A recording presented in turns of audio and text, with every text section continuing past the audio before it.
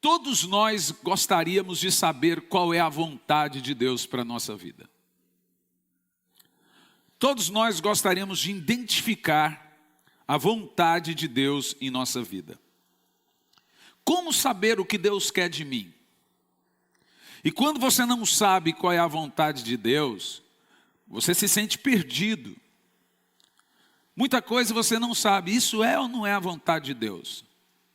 Essa é uma pergunta que todos fazem, porque primeiro, não praticar a vontade de Deus é uma loucura. Estar fora da vontade de Deus é estar sem o favor de Deus para a sua vida. Todo mundo deveria saber qual é a vontade de Deus para a sua vida. Agora, existe uma diferença entre conhecer a vontade de Deus e praticar a vontade de Deus. Como se conhece a vontade de Deus? Romanos capítulo 12, 1 e 2, nos mostra como conhecemos a vontade de Deus. Portanto, caros irmãos, rogo-vos pela misericórdia de Deus, que apresenteis o vosso corpo como sacrifício vivo. Isso está falando de culto. Santo e agradável a Deus, que é o vosso culto lógico, culto racional. Então, o primeiro fato é, você não pode ficar sem culto. Apresentar o vosso corpo como sacrifício vivo, que é o culto. Não existe crente sem culto, gente. Ou você é crente que participa e pratica cultos ao Senhor, ou você não é crente. Não existe meio crente. O que a Bíblia diz é, apresente-se no culto a Deus. Culto vivo, eu tenho que estar no culto vivo. Para quê? E não vos amoldeis a esse sistema do mundo, não aceitar as ideologias, a doutrinação do mundo, mas sede transformados, isso também no culto, pela renovação das vossas mentes. Como somos transformados pela mente? A partir da pregação da palavra, a nossa mente vai sendo moldada e vai sendo mudada. Para que, escute bem que interessante, a partir do momento que você participa e faz cultos a Deus, a sua mente vai sendo transformada. E então você experimenta qual seja a boa, agradável e perfeita vontade de Deus. Você gostaria de saber a perfeita vontade de Deus para a sua vida? Levanta a mão aí. Então, é difícil saber a vontade de Deus? Você tem que se apresentar aos cultos. Você tem que fazer parte de cultos. Você tem que fazer o seu culto a Deus, então a sua mente vai alinhando a vontade de Deus através do ofício da pregação. E aí então você começa de forma imperceptível, as coisas começam a dar certo. Não é que as coisas estavam dando errado, é que ela não encaixava. Por que ela não encaixava? Porque você não estava moldando a sua mente através da pregação à vontade de Deus. Quando você molda a sua mente nessa engrenagem através do ofício da pregação, olha o que a pregação faz, ela encaixa você na vontade de Deus. Aí você fala, que bacana, está tudo dando certo para mim. É que você ajeitou a engrenagem. O problema é que também tem muitas pessoas que assistem cultos, que ouvem mensagens, mas não seguem o que ouvem. Também não tem esse encaixe da engrenagem da vontade de Deus. Então, nós temos aqui 4 maneiras de viver a vontade de Deus. Apresentando-se a Deus, vivendo um estilo de vida condizente com a palavra de Deus, e isso nós chamamos de santidade, e não se conformando com o mundo, dizendo, não aceito isso.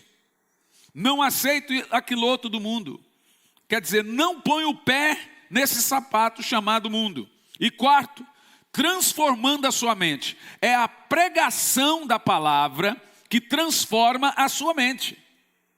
E aí então você passa a viver a vontade de Deus e as coisas começam a fluir como o rio. Então depois desses 4 pontos ditos aqui, que nós iremos experimentar e saber a vontade de Deus para a nossa vida. Ou seja, esses pontos aqui não é novidade a ninguém.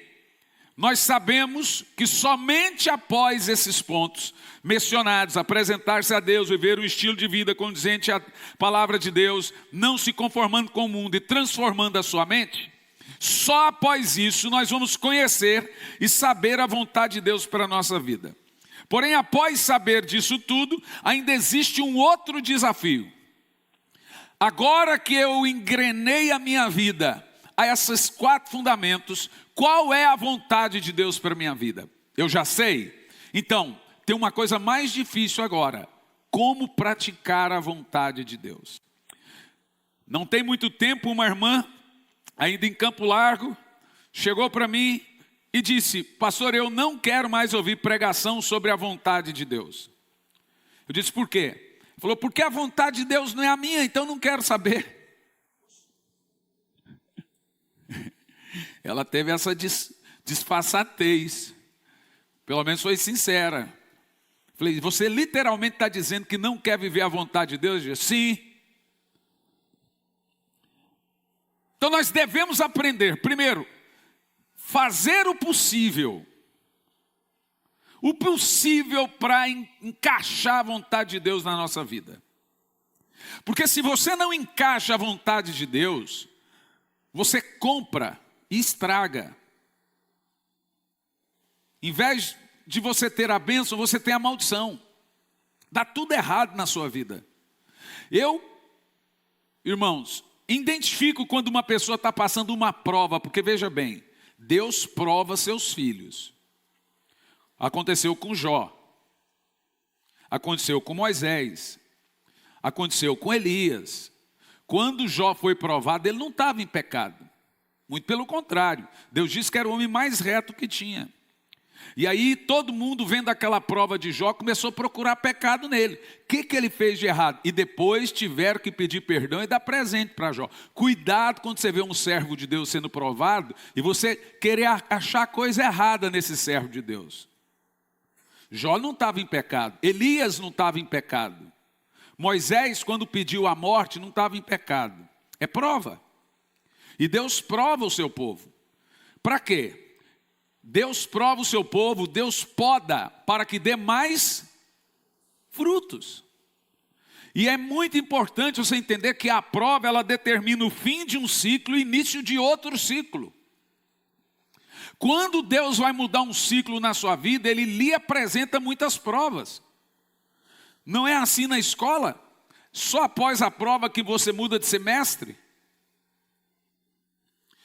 Então cuidado, tem coisa que é uma brecha, é uma coisa, mas tem a maioria das coisas nos justos, é prova. Então você começa a ver pessoas querendo saber por que você está passando isso e cogitar que você tem alguma coisa de errado, é prova, meu irmão. Você está pecando, pode estar pecando, tentando achar chifre na cabeça de vaca. Não é verdade? É vaca que não tem chifre. De cavalo também. Você começa a procurar pecado. Os amigos de Jó começaram a cogitar pecado na vida dele. E a Bíblia não diz inimigos, não. Depois o que aconteceu? Deus teve que mandar eles irem até Jó, pedir perdão e dar um presente. Ter que ofertar na vida de Jó para que Jó perdoasse eles. Então quando você vê um justo passando por uma prova, pode ter certeza, se ele está calado, você deveria ficar também. Essa semana eu recebi uma pergunta de um irmão assim: pastor, o que fazer quando Deus está calado com a gente? Eu falei: cala também para você não pecar. Fica calado também. Se Deus está calado, você também deve ficar, senão você peca. Então nós devemos identificar isso. Devemos aprender a praticar a vontade de Deus. Vamos imaginar que você já sabe a vontade de Deus para a sua vida.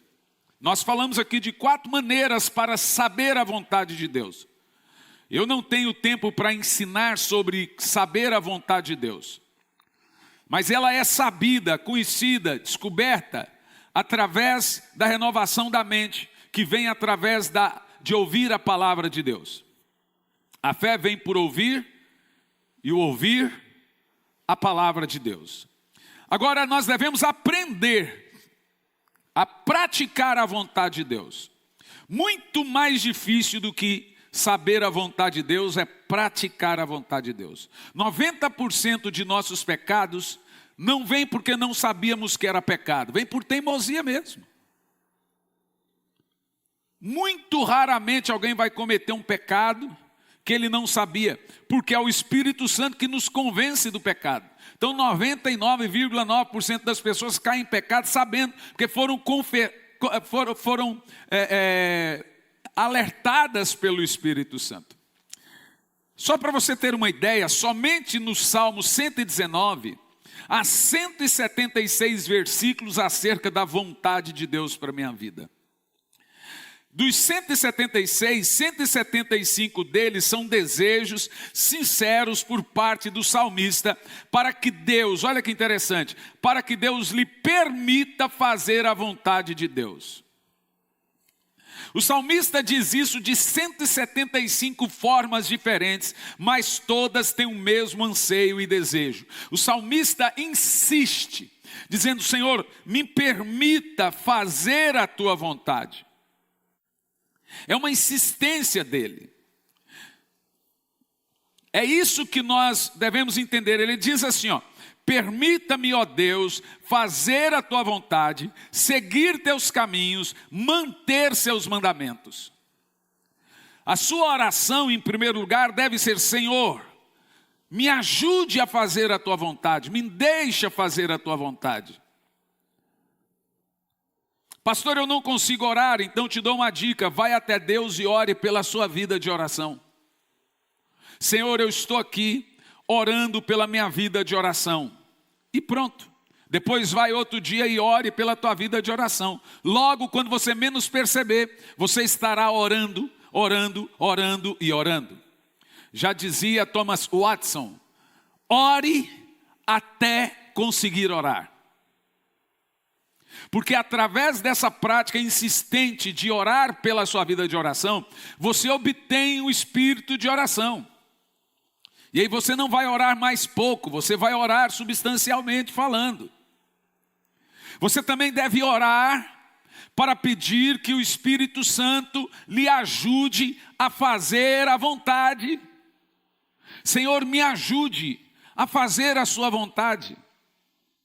Então já te dei 2 orações para você fazer, que só nessas 2 orações você gasta mais de 20 minutos. Orar para orar. Orar para fazer a vontade de Deus. É por isso que nós vivemos, e é para isso que nós vivemos, para fazer a vontade de Deus.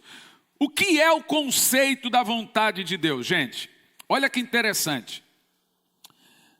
Vamos aprender isso de 2 formas diferentes aqui pela manhã, sobre o conceito da vontade de Deus. Primeiro, nós temos a vontade de Deus, que o próprio Deus vai fazer. A vontade de Deus para Ele, Deus praticar. E nós temos a vontade de Deus que nós devemos praticar. Então Deus reservou para si uma vontade que só Ele vai praticar. Só é dele, de mais ninguém. E Ele reservou para nós também uma vontade dele para nós praticarmos. A vontade de Deus que o próprio Deus faz. No verso 6 do Salmo 33, diz assim: os céus foram feitos pela palavra do Senhor, e todo o exército pelo sopro da sua boca. Ele ajunta as águas do mar como um montão, e faz dos abismos seus depósitos. Isso aqui está retratando Deus, é claro, como Criador de todo o universo. Agora olha o verso 8. Tema ao Senhor toda a terra, tema-no todos os moradores do mundo, pois Ele falou e tudo se fez, Ele mandou e tudo apareceu. Agora está claro para nós que nos chama a adorar e a honrar ao Criador do universo, que nos mostra Deus como dono de tudo, que Ele não abre mão das suas coisas que Ele criou, que Ele não abre mão das coisas que Ele fez. Agora observa o versículo 10. O Senhor frustra os planos das nações, anula os intuitos dos povos, mas o plano do Senhor permanece para sempre, e os seus intuitos, os intuitos do seu coração, por todas as gerações. A grande verdade que nós estamos lendo aqui é que Ele está introduzindo em nós a sua vontade soberana. Ele está aqui fazendo que a vontade dele seja soberana e somente dele, e que ele não vai mudar os seus planos só porque eu sou bom. Ou seja, eu posso orar, eu posso jejuar, eu posso fazer o que eu quiser, a vontade de Deus não muda. Porque a vontade dele é boa, agradável e perfeita para nós. Mas aqui eu estou falando da vontade dele, para ele, Deus, praticar.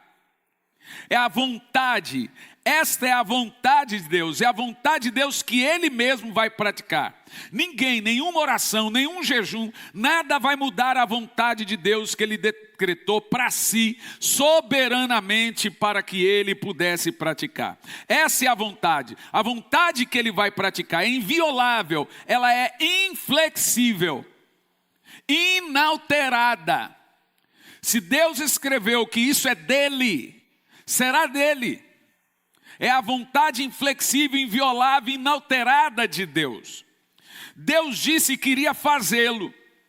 E Ele realmente vai cumprir o que Ele diz. Você não pode atrapalhar. Você pode participar. Mas atrapalhar, você não vai conseguir atrapalhar. Agora o verso, veja bem, Isaías 46, versículo 9. Temos outra magnífica síntese desse aspecto da vontade de Deus. Diz assim: recordo-vos dos acontecimentos passados há muito tempo, porque eu sou Deus e não há outro. Sim, somente eu sou Deus e não há nada e nem ninguém que a mim se compara. Todo mundo deve colocar na sua cabeça de uma vez por todas que Deus tem seus desejos, que Deus tem suas vontades, que ninguém se compara a Ele. A verdade é que às vezes de forma imperceptível, nós passamos por cima da vontade de Deus. Nós fazemos as coisas sem consultar a Deus, sem saber, Senhor, isso é da sua vontade. E toda vez que você faz algo sem plena convicção da vontade de Deus, você se coloca numa posição de rebelião contra Ele. É o pecado de Lúcifer. Nós deveríamos consultar a Deus para as menores coisas da vida.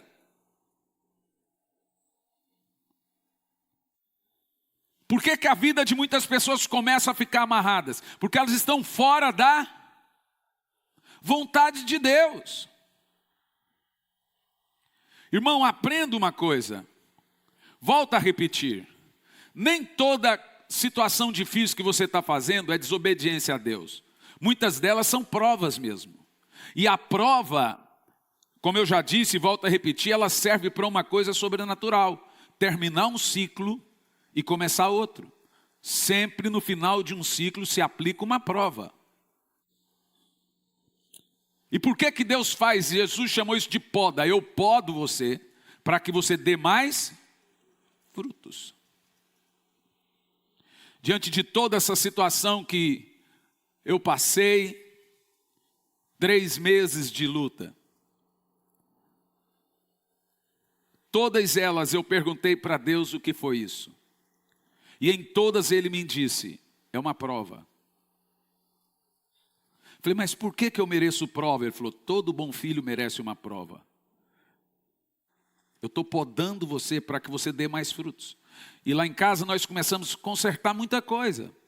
Por exemplo, viagens absurdas, o corpo já não aguentava mais para onde ia, um dia aqui, outro dia lá no Japão, outro dia na Eslovênia, outro dia acolá, outro dia aqui. Quantas vezes eu cheguei aqui nessa igreja aqui do aeroporto, direto para o culto, do culto direto para o aeroporto, não tinha horário para comer, não tinha horário para dormir, trocando, tinha vezes que eu não sabia onde eu estava. Primeira coisa que Deus cobrou da gente, falou, vocês precisam organizar isso. Eu nunca pedi para vocês dar a vida pela obra. Então a gente foi organizando, você vê, eu podo para que você dê mais frutos. Falou, se você continuar nessa correria, você não vai mais 10 anos.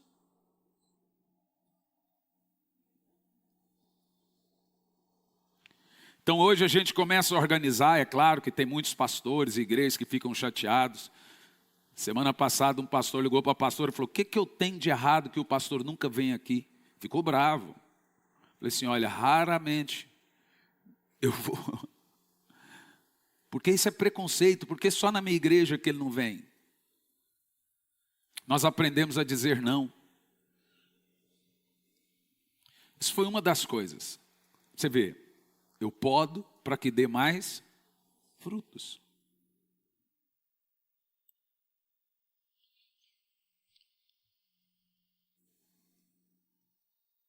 É muito interessante quando você lê aqui, eu sou Deus e não há outro. Não há outro semelhante a mim. Eu anuncio, Isaías 46, 9, o fim desde o princípio, e desde a antiguidade as coisas que não se sucederam. Sou eu que digo, o meu conselho subsistirá, e eu irei realizar toda a minha vontade. É a mesma coisa ali dito. Então, literalmente, presta atenção, Deus faz o que Ele quer. Quando você estiver passando uma prova, vai doer na hora da prova. Dói muito. Mas põe na cabeça uma coisa, vai passar, está mudando um ciclo, está começando uma nova estação.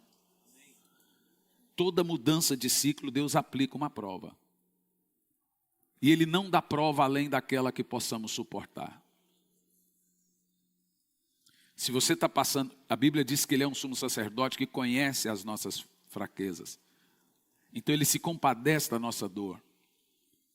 E passamos por provas que aparentemente você fala, eu não vou conseguir passar por isso. Mas Ele não aplica provas a nós que não conseguiríamos suportar. Faz parte. Ele está mudando o ciclo, mudando a estação na sua vida. Quantos que recebem, diga amém. Na hora dói. Ninguém gosta de passar por prova. Mas nem Deus gosta de aplicar uma prova. Mas ela é necessária, porque se você não mudar de ciclo, você não avança. E na hora dói. Mas aprenda uma coisa que eu aprendi durante toda a minha vida. Toda vez que tem uma mudança de ciclo, tem uma prova. Toda vez. Aprenda uma coisa. Eu dizia para minha esposa, nunca vai ouvir da minha boca questionar o Senhor. Nunca. Porque está ali, ó. É dali que vem a nota. Então o Senhor faz o que Ele quiser. Ele vai fazer. Em Daniel 4:35 diz que quando Nabucodonosor havia sido julgado tão severamente por Deus, ele voltou para os seus sentidos e ofereceu louvor e adoração a Deus. No verso 34 de Daniel 4 diz assim, ao fim daqueles dias, eu, Nabucodonosor, levantei os olhos ao céu e voltou a mim o meu sentido. E eu bendisse ao Altíssimo e louvei e glorificarei para todo sempre. Esse foi aquele camarada que tinha virado um cachorro, foi comer mato, foi comer sujeira, porque ele recusava fazer a vontade de Deus. Então ele foi tido como um bicho. De repente voltou o sentido dele, voltou-se a lembrança, ele estava fora de si. E voltou-se a lembrança, então ele glorificou o Senhor, passou a fazer a vontade de Deus e voltou sobre ele o seu sentido. Essa é a forma como Nabucodonosor descreve a sua adoração a Deus depois que voltou o sentido dele. Estava ali como um bicho de 4, comendo lavagem, comendo mato. Quando voltou o sentido a ele, ele louvou o Senhor, diz, porque o seu domínio é domínio eterno, e o seu reino é de geração em geração, e todos os moradores da terra são considerados nada, e ele age no exército do céu, e entre os moradores da terra, segundo a sua vontade, segundo a sua, e ninguém pode deter a sua mão e nem lhe dizer, o que o senhor está fazendo? É isso que nós fazemos. O que o senhor está fazendo? Se Deus está calado, você também deve estar. Como eu respondi à irmã que me perguntou, o que fazer quando Deus está calado? Eu falei, se cala também. Senão você peca. E não cessa. Aí essa prova que é para ser alguns meses, ou dias, ou semanas, fica eterna. Porque você não se cala, você murmura, você reclama, você questiona a Deus, é reprovado, faz igual o povo de Israel, fica andando em círculo, até morrer no deserto.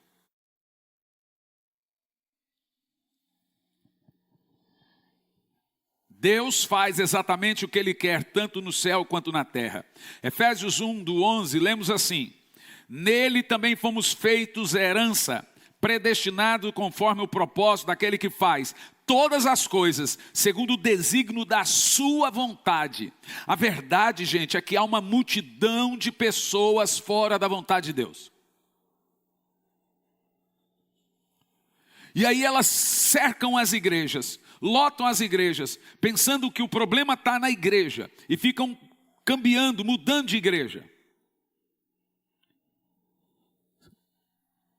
Vou para outra igreja lá, vou fazer uma campanha. Vou lambrecar minha cara com óleo cheiroso. Talvez seja aquele pastor lá que é muito ungido. Nenhum pastor, por mais ungido que seja, tem autoridade para mudar a vontade de Deus na sua vida.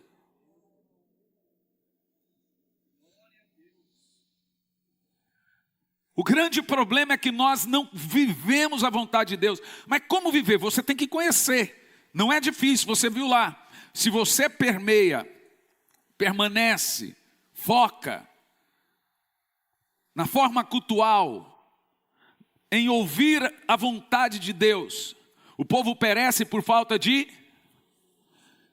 Você tão logo, você cria uma raiz, e você vai vivendo a vontade de Deus. E quando eu estou fora da vontade de Deus, aquilo que é para ser uma poda, para começar um novo ciclo, para começar uma nova estação e dar certo, fica infinito. É o povo de Israel que não fazia a vontade de Deus, ficaram andando em círculo no deserto, até todo aquele povo murmurador morrer. Nunca viver a vontade de Deus, nunca entrar em Canaã. Sou eu que sei os planos que tenho para ti, diz o Senhor, planos de paz e não de mal, para lhes dar uma esperança que você deseja. Meu irmão, você acha que você quer o melhor para você? Você não tem noção do que Deus tem para você. O que Deus tem para você é muito melhor do que o que você pensava ser bom para você. O detalhe é que nós não gostamos de passar pelo processo. Então a conclusão é esta: há uma vontade de Deus que Ele faz acontecer perfeitamente. Ele opera todas as coisas segundo o conselho da sua vontade. E há uma vontade de Deus que pertence totalmente a Ele, que nenhuma pessoa pode mudar qualquer consequência dessa vontade. Qualquer evento, qualquer circunstância, qualquer tempo, qualquer situação, se essas forem a vontade de Deus, ninguém pode mudar. Não adianta você ir lá e falar, Senhor, muda isso. É uma vontade de Deus para Ele, Deus praticar, e uma vontade para Deus, para nós praticarmos. Segundo lugar, depois de falarmos a vontade que Deus tem para Ele, Deus praticar, soberana, vamos à vontade de Deus para nós praticarmos. É bastante claro que no plano humano, Deus tem uma vontade perfeita a ser realizada. E essa vontade, em sua maioria, não está sendo feita. Veja bem, a vontade de Deus que Ele faz, que Ele fará, com toda a ajuda do homem ou não, Ele vai fazer. Porém, a vontade de Deus para o homem realizar. Agora veja, a vontade de Deus para você realizar, na maioria das vezes não está sendo realizada. Qual é a vontade de Deus para o homem então? Existem na Bíblia, olhe bem para mim, 6 vontades em toda a Bíblia. Existem 6 vontades para o homem praticar. O que passar dessas 6 vontades aqui não são vontades, são direção do Espírito. Eu vou falar na quarta-feira. Ser dirigido pelo Espírito para as coisas do dia a dia. Nós confundimos isso como, será que é da vontade de Deus esse namoro? Será que é da vontade de Deus esse casamento? Será que é da vontade de Deus sair dessa igreja? Eis aí uma coisa que as pessoas fazem sem pensar. Isso não é chamar de vontade de Deus. Vou te dar um exemplo. Em Campo Largo tinha uma irmã muitos anos atrás, que ela deu um carro para o filho. Esses carros antigos, e o filho rebaixou o carro e meteu um pneuzinho, daquele pneuzinho fininho, de Playboy. E ela olhou para aquele pneu, ficou assustada com aquele pneu, falou, esse pneu aí não está certo nesse carro. Isso aí é um carro errado. E ela ficava incomodada com aquele pneu do carro que ela deu para o filho, o carro, né? Falei, Irene, faz o seguinte, ora a Deus e pergunta se Deus quer ou não quer esse pneu. Pneu bem fininho, rebaixado. Ela falou, mas Deus vai se meter nisso? Falei, não tem coisa pequena demais para Deus. Isso não se chama vontade de Deus, gente, se chama direção do Espírito. Ela foi orar a Deus e orou, Espírito Santo, é assim que a gente faz. Eu preciso de uma direção do Senhor para essas coisas, o pneu do carro do meu filho. Às vezes você acha que suas demandas são pequenas demais para Deus. Não são. Mas isso não é vontade de Deus. Você não pode confundir. Isso é direcionamento, a direção do Espírito Santo. O Espírito Santo está conosco para nos dar direção para as coisas da vida, para o seu cotidiano. Está ali claro, o nosso ajudador, o nosso conselheiro. Ele é o nosso conselheiro, ele que nos dá conselhos. E essa voz do Espírito vem lá dentro. Como é que eu sei? Eu sinto paz no coração ou não sinto paz no coração. E ainda assim tem uma dificuldade muito grande, porque enganoso é o coração do homem. Então às vezes você pode falar, eu sinto paz, mas o seu coração está enganando você. Quando é que você sabe que o Espírito Santo está lhe dirigindo a algo? Depois de muito tempo de oração. Você não pode fazer nada, não faça nada sem orar. Se você está tomando uma decisão e não orou o tempo suficiente para ela, a chance de você estar em rebelião contra Deus é de mais de 90%. Só o fato de você tomar uma decisão, ainda que coesa e certa, sem ter consultado a Deus, já é rebelião. Você entende o que eu estou pregando? Então a Irene foi lá e falou, Senhor, eu troco ou não troco o pneu do meu filho? Ela foi viajar, porque ela é professora em Curitiba. De Campo Largo a Curitiba, ela viajando, parou no sinal. De repente, quando ela para, o cara do sinal vem com um folhetinho. Troque o pneu. Mas mais descarado do que isso, irmão. Ela pegou o boleto e falou, troca o pneu em 24 vezes. Ou seja, não era para deixar aquele pneuzinho sem vergonha no carro. Que o menino ia estourar o pneu, ia ser mais perigoso e etc. Então eu aprendi a entender como que funciona a voz do Espírito dentro de mim. Primeiro você gasta tempo orando. Depois vem a paz no coração. Ah não, eu estou em paz. Estranho. Existe uma coisa que se chama consultar o Espírito Santo e orar. Então, consultei agora, ele está falando. O Espírito Santo dá uma canseira na gente. Primeiro que ele quer que você ore muito por isso. Então seria muito cômodo para mim, orei, faz. Opa! Ele não é um guru. Ele é um Deus de relacionamento. Então ele não é um guru para você ir consultar ele e receber. Você precisa gastar tempo em oração por qualquer coisa, seja maior ou seja menor.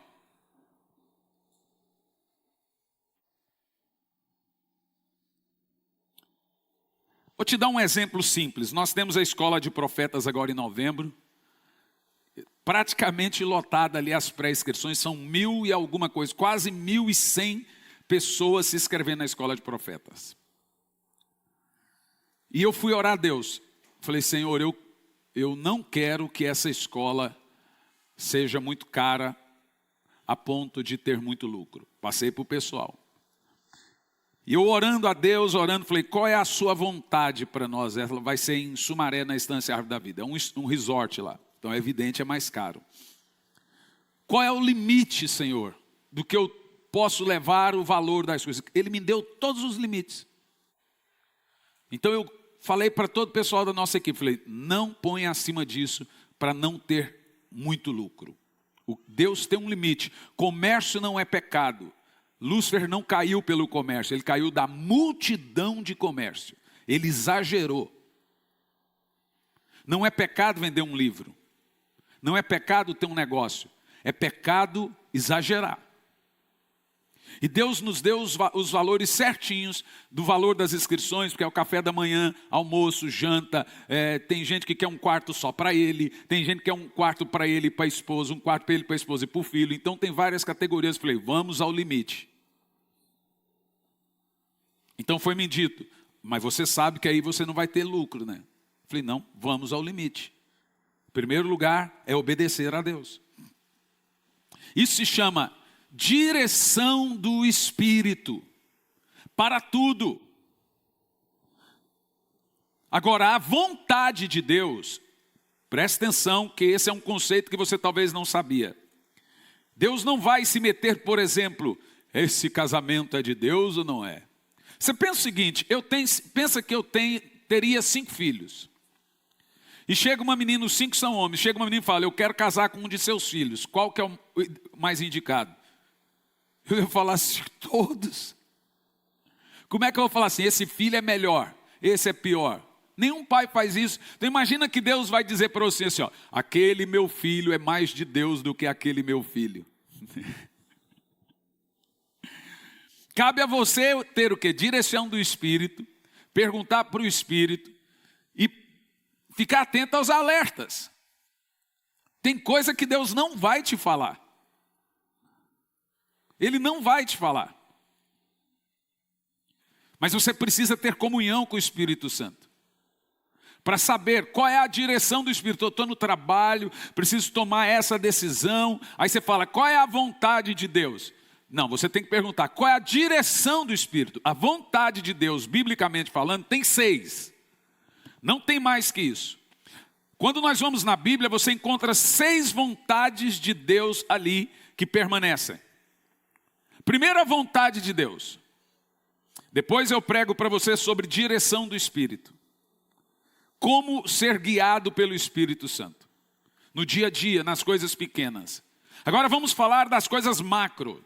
6 vontades de Deus, que não vai mudar, está ali na Bíblia. Primeira vontade de Deus. É da vontade de Deus que você seja salvo. Liberto do pecado, da morte, do julgamento e do inferno. Que você seja resgatado da condenação eterna.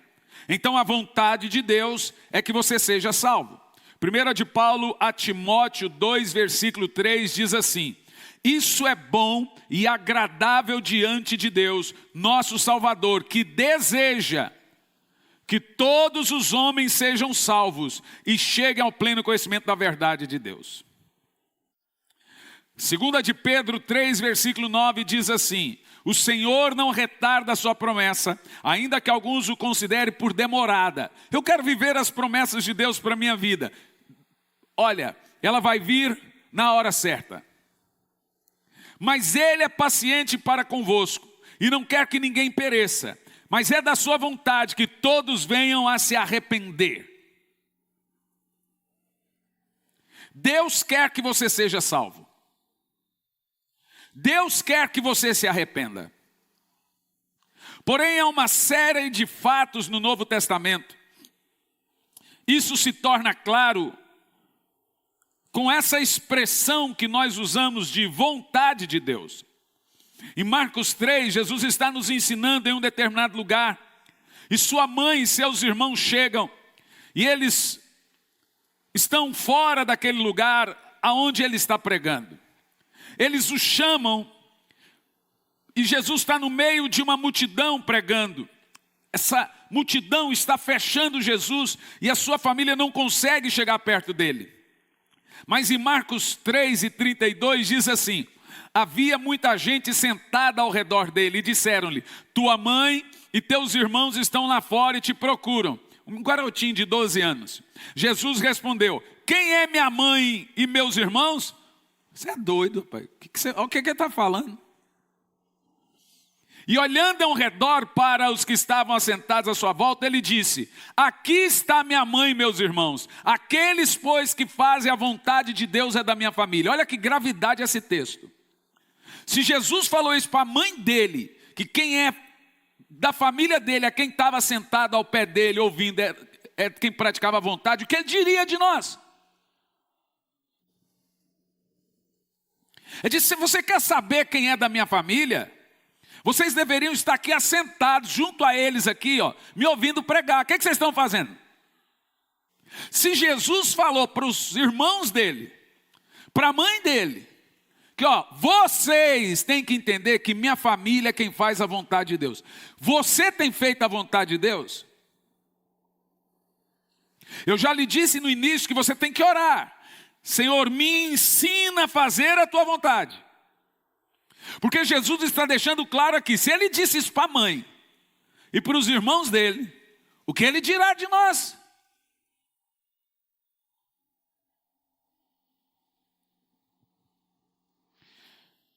Em certo sentido, Jesus está dizendo: não reconheço relações terrenas, a menos que seja de acordo com a minha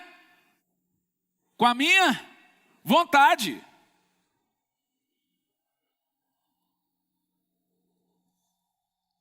Eu não reconheço família, Jesus está dizendo, que estão fora da vontade de Deus.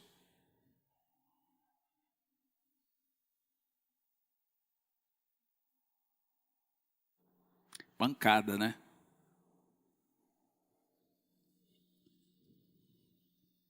Quem está fora da vontade de Deus, de acordo com esse texto aqui, ó, não faz parte da família de Deus.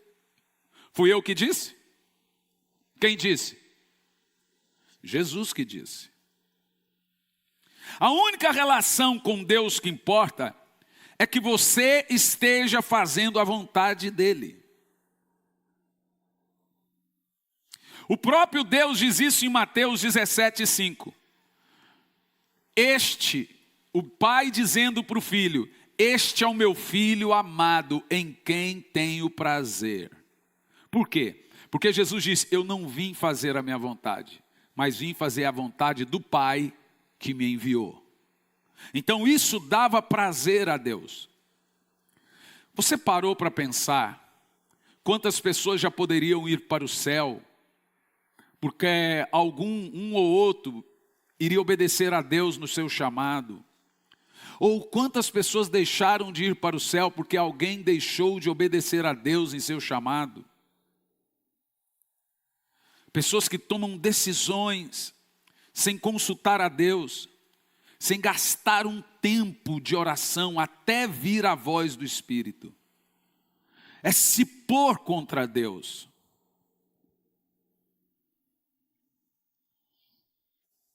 No Sermão do Monte, Jesus disse essencialmente a mesma coisa. Mateus 7, muitos dirão naquele dia: Senhor, Senhor, não fizemos isso, aquilo, curamos, profetizamos, expulsamos demônios. E ele vai dizer: apartai-vos de mim, que eu nunca vos conheci. O que quer dizer? Vocês não são da minha família, nunca praticaram a minha vontade. E logo antes ele diz: quem entrará no reino de Deus? Então ele diz: nem todo aquele que diz Senhor, Senhor entrará no reino de Deus. Quem vai entrar no reino de Deus? Observa o termo: mas todo aquele que fizer a vontade do Pai. Irmão, eu não sei você, eu quero fazer a vontade de Deus.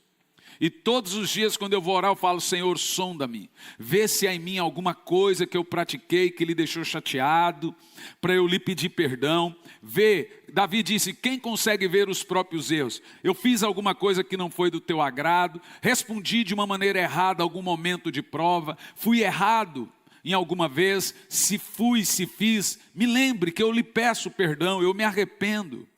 O que eu não quero é ficar fora da sua vontade. O que eu não quero é fazer coisas que o Senhor não gosta. Porque eu quero fazer parte dessa família. Então, qual é a vontade do Pai? Neste caso, que você abrace Jesus.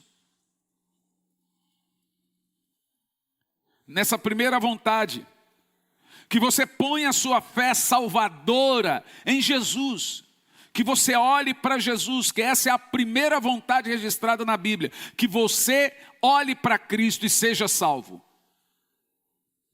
Então, de certa forma, não contribuir com essa salvação na minha vida é me colocar contra Deus.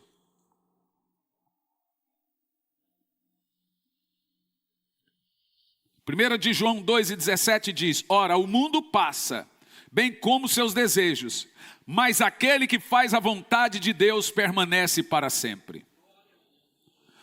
Levanta a sua mão e agora diga: me ensine, Senhor, fazer a sua vontade. Eu quero ser parte dessa família. Aquele que faz a vontade de Deus, segundo o termo aqui, tem vida eterna. Que vontade de Deus? A vontade de Deus para se entregar ao Filho e ser salvo. É a primeira vontade. Em João 6,32 diz: pois eu desci do céu, Jesus falando, não para fazer a minha vontade, mas daquele que me enviou. Nem Jesus fez a vontade dele, nós estamos falando de Deus. Deus que se fez carne, nem ele fez a vontade dele. O que acontece hoje de gente casando, descasando, indo e pondo, comprando, fazendo, acontecendo, sem consultar a Deus e se colocando em uma missão suicida contra Deus. Se o diabo está contra você, tem Deus que protege. Se um outro homem está contra você, tem Deus que protege. Mas se Deus estiver contra você, quando é que Deus fica contra alguém? Ora, quando ele não está fazendo a sua vontade. Literalmente, você tem um senhor e você é um servo. Então você está aqui para obedecê-lo.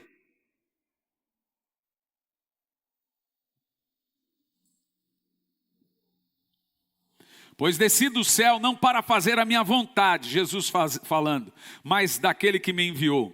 Porque a vontade do Pai é que aquele que vê o Filho nele, é que aquele que vê o Filho e nele creia, tenha a vida eterna. Então a vontade de Deus é o seguinte: vamos contribuir com a vontade de Deus. Primeira delas, não atrapalhe a sua salvação. Qualquer coisa que você fizer atrapalhando a sua salvação, você se coloca contra Deus. Então a vontade de Deus é que todo aquele que tem um filho e nele crê, tem a vida eterna. Se tem alguém aqui que ainda não entregou a sua vida a Jesus, não depositou nele a vida eterna, entenda, você precisa fazer isso para estar de acordo com a vontade de Deus. Então, em primeiro lugar, a vontade de Deus é que você creia em Jesus e seja salvo. Então, nenhuma pessoa, qualquer pessoa que rejeita o Filho, que não crê em Jesus, pode conhecer a vontade de Deus. É inútil procurar a vontade de Deus se você não é salvo. 1 Coríntios 2,9 diz assim: as coisas que os olhos não viram, nem os ouvidos ouviram, nem penetraram o coração do homem. Há coisas que aos homens não pode ver. Há coisas que não podem ouvir e não podem saber. O que eles não podem saber? Prossegue o texto. Tudo aquilo que Deus tem preparado para os que o amam. Esse texto é tremendo. Há coisas que os olhos não viram, nem ouvidos ouviram, nem penetraram ao coração do homem. O resto do texto diz: é o que Deus tem preparado para aqueles que o amam. Interessante que Deus tem coisas tão maravilhosas para nós, mas Ele não vai revelar agora. Ele vai deixar acontecendo. Porque se Deus conta o que Ele tem para você, você conta para o diabo. E quando é que você conta para o diabo? Quando você conta para o outro. Para o outro. Aí o diabo vem e sabota a vontade de Deus na sua vida. Só que uma coisa você tem que pôr na cabeça: Deus tem o melhor para mim. Não subiu ao coração do homem o que Deus preparou para mim. Você precisa confiar em Deus. Hoje pode que tudo está parecendo ruim, sem esperança. E dá aquela sensação de medo, de pânico. Você imagina que tudo vai dar errado porque está dando errado. Mas quando você confia e começa a colocar em Deus a sua confiança, Ele começa a te dar convicções e certezas do amanhã. Em segundo lugar, a segunda vontade de Deus. Deus quer que você seja cheio do Espírito Santo. Essa é poderosa. Primeiro, Deus quer que você seja salvo. Segundo, Ele quer que você seja cheio do Espírito Santo. E se você atrapalhar esse processo de ser cheio do Espírito Santo, ou não se preocupar com o fato de ser cheio do Espírito Santo, isso te coloca numa rota de colisão contra Deus. Você está indo e Ele vindo. Ou você está vindo e Ele indo. Vocês estão em lados opostos. Efésios 5:17. Olha a gravidade de não ser cheio do Espírito Santo, gente. É grave. Por isso não sejais insensatos. A palavra insensato é maluco. Mas entendei qual é a vontade do Senhor. Então, peraí. Primeira coisa diz: quem não entende a vontade de Deus é insensato. Mas aqui o texto vai revelar a vontade de Deus para a sua vida. Continua o texto. E não vos embriaguei com vinho, qual a dissolução, mas enchei-vos. Então presta atenção. É loucura não ser cheio do Espírito Santo. Porque é da vontade de Deus que você se preocupe com a sua vida espiritual. E eu não estou aqui falando, gente, jogando indireta, porque hoje o povo está assim, qualquer coisa que você fala é uma indireta. Eu estou pregando porque é verdade. Se o Espírito Santo foi dado para servir de consolador, amigo, conselheiro, para termos comunhão com Ele, e eu não estou fazendo isso, não estou tendo essa comunhão, a culpa não é do Espírito Santo. Eu literalmente estou em uma posição de oposição. Eu decidi ficar no caminho oposto de Deus. Vamos lá, como se é cheio do Espírito Santo? Tem alguns ofícios naturais para isso. Vida de oração, leitura da Bíblia, buscar. Por que que aqui a gente valoriza muito as buscas? Valoriza muito as reuniões espirituais. Lá em Campo Largo, sempre, ontem, sexta tinha oração aqui, teve oração em Campo Largo. Por que que a gente se preocupa? Há uma característica na Graça Church, em todas as igrejas, se preocupar muito com a vida espiritual dos crentes. Por quê? Porque não tem nada para outra igreja fazer a não ser preocupar com sua vida espiritual. Tem igreja que se preocupa com o seu dinheiro.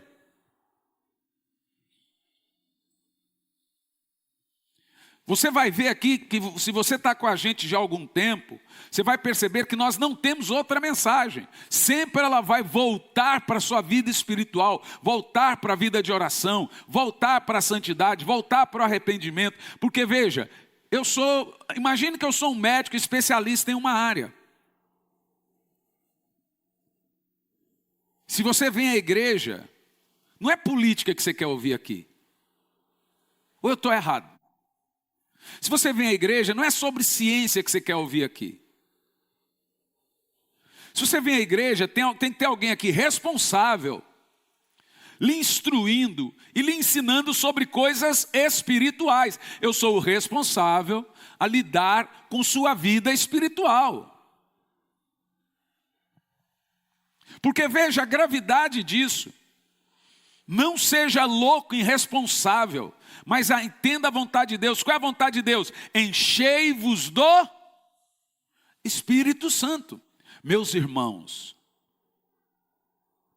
eu oro, rogo, para que você pondere na sua mente.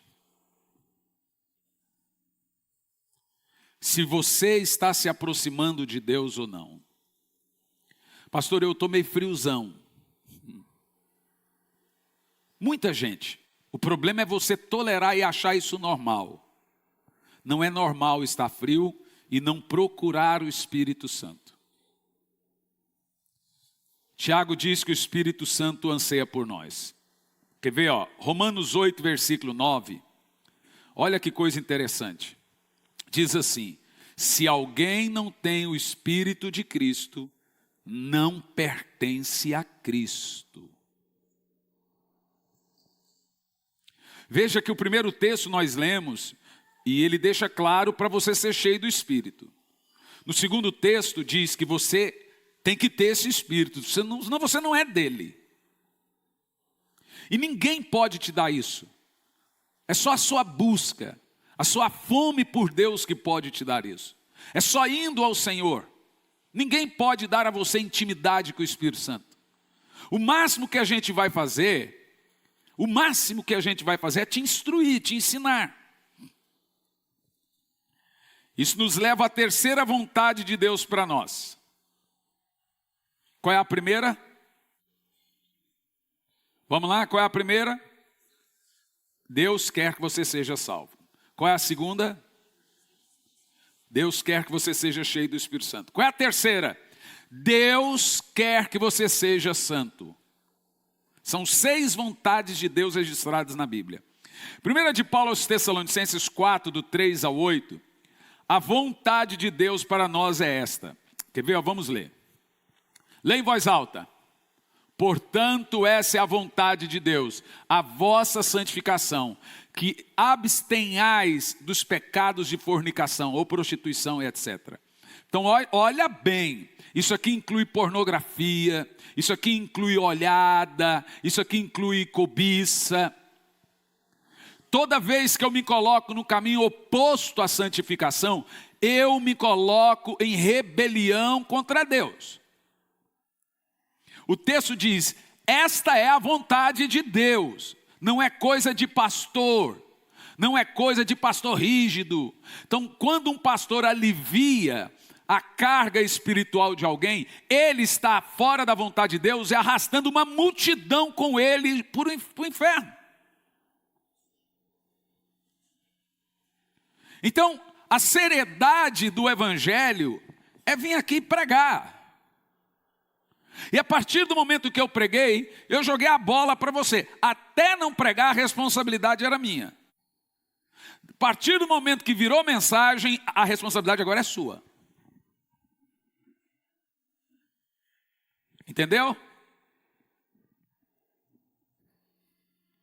Se eu não pregar, como diz a Bíblia, quando você vê um justo, alguém pecando, e não alertá-lo do seu pecado e da vida pregressa que ele está perdendo, lhe digo que você dará conta do pecado que esse ímpio cometer, e do seu sangue eu vou cobrá-lo. Em outras palavras, até eu pregar, eu sou culpado. Se eu preguei, acabou. Você é culpado. Então veja, é da vontade de Deus, a palavra santo aqui é separado. A vontade de Deus na sua vida, em terceiro lugar, é que você seja separado do pecado. Há um conceito sobre santidade, que todo mundo imagina um santo com auréola. Talvez eu vou pregar depois aqui para você o que é santidade. Porque você precisa entender que até a vinda do Senhor, talvez no dia que Jesus voltar, você tenha cometido algum pecado. O que acontece com o crente é que ele não peca voluntariamente. Todo pecado que você comete depois que você conhece Jesus é sabido. Não tem inocência no pecado de crente. Crente não cai, ele vascaíno.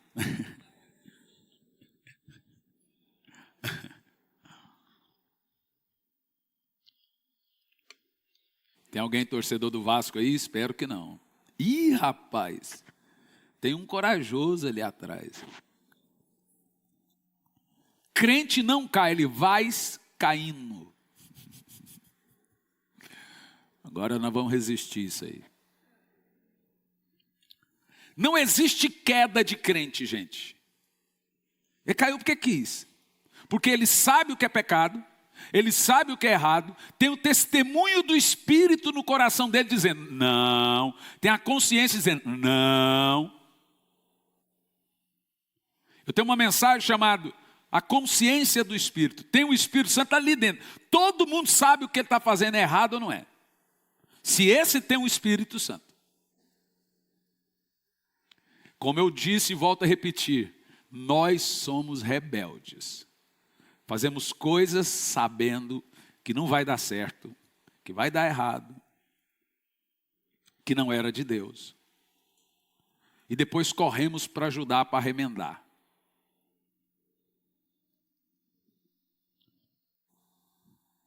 A vontade de Deus para a sua vida é que você seja separado do pecado. Isso é o significado da palavra santo.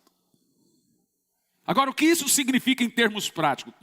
Quatro coisas. Primeiro, abster-se da imoralidade sexual. Segundo, no verso 4, mantenha seu corpo puro.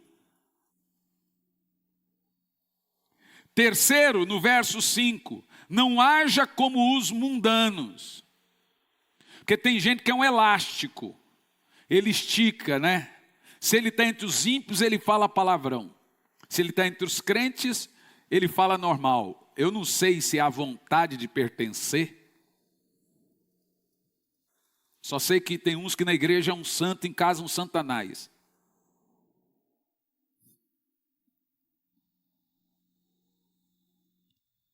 Em quarto, não tirar proveito de outra pessoa.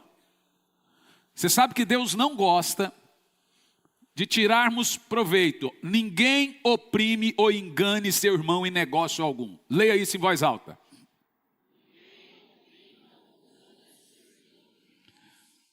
Então é pecado um crente, vai lá, vai fazer um negócio, o cara lá, um exemplo, não teve essa história aqui não, mas um exemplo. O camarada está divorciado, está sem dinheiro, está quebrado, e ele decidiu vender a casa dele pela metade do preço. O crente não pode comprar.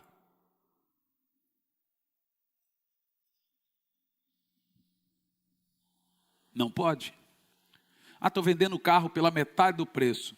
Ou você compra pelo preço justo ou não compra. Você sabe que aquilo ali é uma situação de desespero? Não faça isso.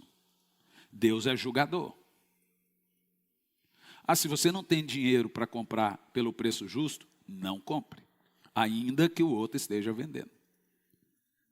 Ou então, vender coisas. A gente viu aqui na época, quando a igreja estava sendo construída, que teve irmãos da igreja que cobraram mais caro do que irmão que não era da igreja. Nós tivemos que contratar gente que não era da igreja, porque o irmão da igreja quis cobrar 2 vezes mais caro o serviço. Gente, o senso moral de Deus deveria reger o mundo.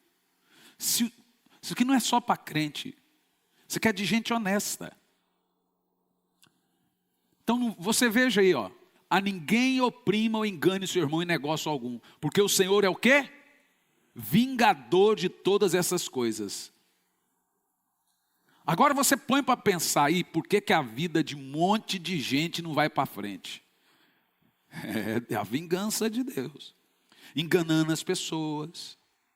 Sendo errado em muitos negócios. Negócios ilícitos. Não vai. Não vai.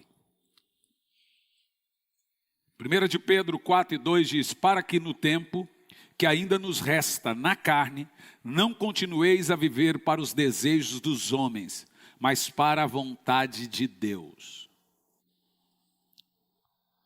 Perceba que todos os que entregam ao pecado, e não é só pecado sexual, pecado moral, tem pecado também da desonestidade, como você viu aqui. Todos os que se entregam a isso estão fora da vontade de Deus. Ele diz, para que no seu tempo que ainda nos resta na carne, continueis a viver. Viva para a vontade de Deus. Então, praticar essa vontade de Deus, que é a nossa santificação, não praticar ela tem algumas punições. E não praticar essa vontade, que é a nossa santificação, é estar em rebelião contra Deus. Verso 6 de 1 Tessalonicenses 4 diz assim: o Senhor é vingador de todas essas coisas. Se você não consegue acabar com o pecado, e eu acho muito difícil, vá ao Espírito Santo, que lhes ajuda nas suas fraquezas, que nos ajuda nas nossas fraquezas. Tudo se resume à comunhão com o Espírito Santo. Quarta vontade de Deus para nós. Deus quer que você seja submisso. 1 de Pedro 2:13. Eu vou deixar a Bíblia falar. Vamos lá? Sujeitai, pois, a toda a ordenação humana por amor do Senhor, quer o rei como superior, ou qualquer, pode continuar, quer os governadores como por ele enviados, para castigo dos malfeitores e para louvor dos que fazem o bem. Bom, vamos lá, presta atenção. O teor do texto aqui está dizendo: todo mundo que eu coloquei sobre uma autoridade, você deve se sujeitar. Você deve se sujeitar. Mas eu tenho que sujeitar o Lula? Tem. Quando é que você deixa de sujeitar o Lula? Quando ele vai contra os princípios bíblicos, dentro de uma perseguição, e você tiver que fazer uma escolha entre os princípios de Deus e os princípios do Estado, saiba que você tem que fazer a escolha pelos princípios de Deus. E a Bíblia diz: e aí passa a ser da vontade de Deus o seu sofrimento. Porque você passa a não ter uma escolha, como tem na Coreia do Norte, como tem na China, ou em outros países por aí que é proibido o evangelho, os crentes passam a estar em desobediência ao Estado, mas em obediência a Deus. Então tem pessoas que quando você vai falar de submissão, elas dão pulo, né? Tiago 4, versículo 7. Veja os níveis de submissão que temos na Bíblia. Tiago 4 e 7. Sujeitai-vos, pois, a Deus, resisti ao diabo e ele fugirá de vós. Então aqui nós temos um teor interessante. A única maneira de resistir o diabo é sujeitando a Deus. Pastor, o diabo está fazendo uma bagunça na minha vida. Então você tem que aprender a sujeitar a Deus.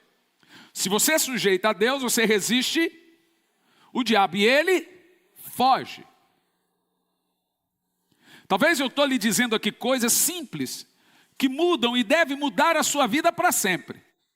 Aqui está a resposta que boa parte de vocês estava perguntando: por que algumas coisas acontecem comigo? Por que algumas coisas acontecem acolá? Se sujeitem ao Senhor. Sujeitai-vos à autoridade espiritual. Obedecei a vossos pastores. Acha para mim esse texto. Obedecei a vossos pastores, Hebreus. Porque eles dão conta da sua alma perante Deus. Então, primeiro nós sujeitamos a Deus. Segundo veja, sujeitamos a Hebreus 13 e 17. Segundo, nós sujeitamos aquele que Deus colocou como nossa autoridade. Se você vai no hospital, quem é a sua autoridade? Médico. Se você está trabalhando na cidade e etc., quem é a sua autoridade? É o prefeito. Depois tem o governador. Se você trabalha em algum lugar, é evidente que sim, o seu patrão é sua. Dentro de casa, seu pai, sua mãe é sua autoridade.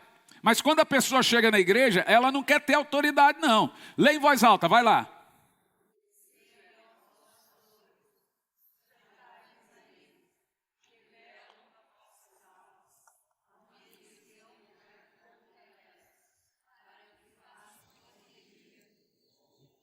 O que tem de pastor pastoreando gemendo? Veja bem, não sou eu que estou rogando para mim, para o pastor João, para o pastor Fernando, o negócio de obedecer a pastor, não, gente. Eu nem gostaria de falar isso, porque tem gente que pensa que você está agora se autodefendendo.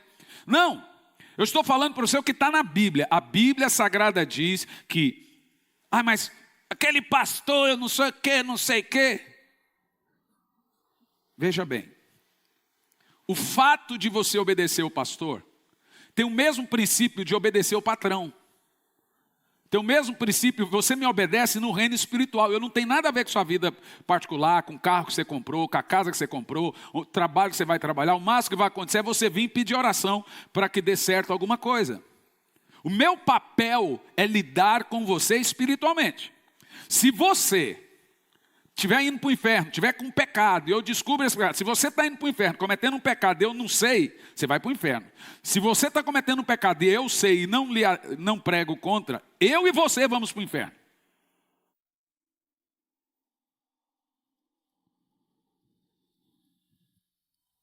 Então, quando a Bíblia Sagrada fala da vontade de Deus, que é você sujeitar as autoridades, ela não diz a autoridade. Então não tem uma autoridade que você escolhe obedecer e a outra não obedecer. As autoridades foram constituídas por Deus, não há autoridade que Deus não constituiu. Todas elas. Ai, mas até o Lula que está lá, a partir do momento que ele ganhou, você tem a obrigação de orar por ele e se sujeitar. A não ser que a lei que ele colocar venha contra os seus princípios bíblicos. Até lá, tem que se sujeitar. Me lembro na época do Covid, da vacina, o que tinha de igreja, falando contra a vacina, falando para o povo não vacinar. Teve pastores que pegaram comprovante de vacina falso. Ixi, só o que nós vimos, né, Jean? Eu, minha esposa, a gente viu o pastor que não tinha comprovante nenhum de vacina. Chegou no lugar, não podia entrar. 3 minutos depois ele aparecia com comprovante com 3 doses. Isso é errado, gente. Isso é desonesto. Isso é pecado. Ah, mas a vacina isso, a vacina aquilo outro. Não estou lidando com essa questão que você pensa. Aqui nessa igreja, nós falamos desde o início. Vamos obedecer tudo. É hora de fechar? Fechamos. Hora de abrir? Abrimos. Hora de não ter nada? Não teve. Hora de fazer? Fizemos. Se fomos prejudicados, evidente, em muitas coisas. Eu acho que as igrejas foram prejudicadas. Mas fizemos o possível a obedecer o Estado.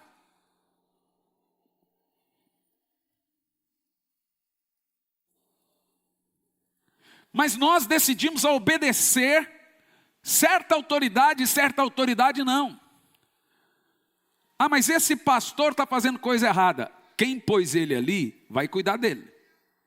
É Deus, não foi Deus que pôs? Então Deus vai cuidar dele. Pode ficar tranquilo. No entanto, a Bíblia deixa claro que existe autoridade espiritual. Existe ou não existe? Existe autoridade espiritual ou não existe? Então a autoridade espiritual está aí. Para orar por você, para ser bênção na sua vida, para te ajudar espiritualmente. E nada mais que isso. Para ser bênção mesmo. Sujeitai-vos uns aos outros. Hebreus 13, 7, Hebreus 13, 17 diz para nos submetermos às autoridades espirituais em nossa vida. Então a Bíblia é claro. Isso nos leva em quinto lugar. Deus quer que você sofra fazendo o bem. Como eu já te disse, 1 de Pedro 3,17 diz, porque se a vontade de Deus assim o decretar, é melhor que sofrais fazendo o bem do que fazendo o mal. Vou te dizendo, é vontade de Deus que eu sofra? Não é nesse sentido não. É vontade de Deus que se eu tiver que fazer uma escolha entre fazer algo certo e sofrer, e fazer algo que não é certo, não sofrer, é da vontade de Deus que você sofra. Aí entra a questão da perseguição. Se eu tiver essa escolha, olha, não tem escolha. Se você negar a sua fé, ou se você fizer isso, você vai se dar bem.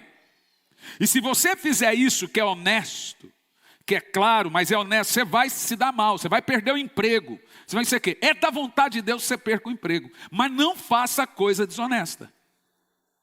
É esse sentido do texto aqui. Quem entendeu aí? Então, por exemplo, o crente vai ganhar um monte de dinheiro arrumando um trabalho lá que não é honesto. É da vontade de Deus que você fique sem trabalho nesse caso. E em sexto e último lugar, é da vontade de Deus que você seja grato.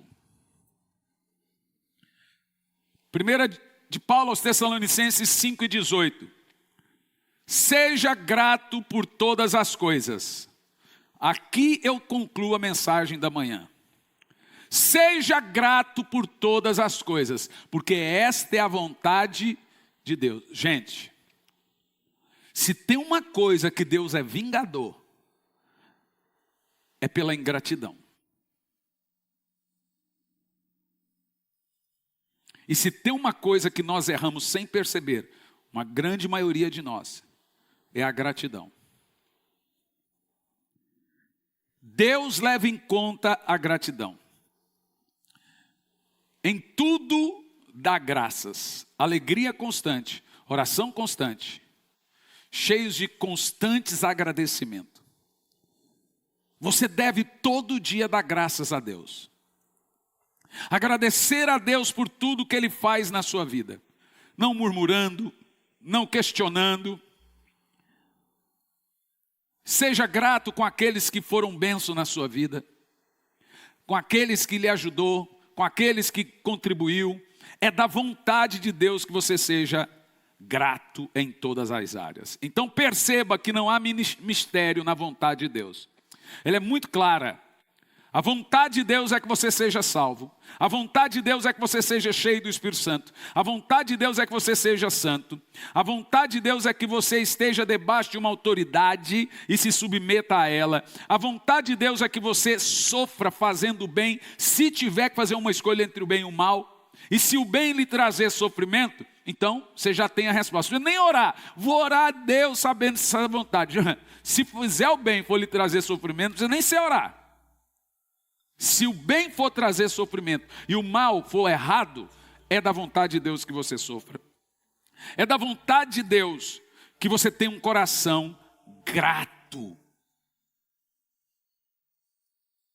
Então essas 6 questões estão na Bíblia, como praticar a vontade de Deus. Quem o fizer estará no centro da vontade de Deus. Quem não fizer não se enquadra nisso, está fora da vontade de Deus. E como aprendemos, não faz parte da família de Deus, não tem intercessão do Espírito e não entrará no reino dos céus. Fique em pé no seu lugar.